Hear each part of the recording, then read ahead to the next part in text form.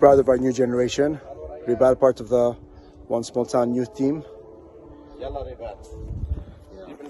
This is our smoker to relax the bees, and it's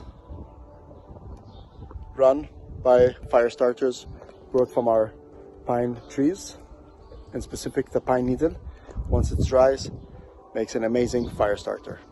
Self-sustainability in a world of one small town, Lebanon. What an incredible experience working with the One Small Town Ras El Matn World team. We are creating a world of self-sustainability, self-sufficiency, and a thriving economy. And part of how we do this is we control the entire process A to Z, from our beehives to honey extraction, to propolis extraction, to pollen extraction, to making products with the honey, to manufacturing our own beehives, the standard traditional ones, and very advanced smart beehives that we'll be selling to the world. We're also introducing bee conferences, lab testing, bee tourism, bee certification.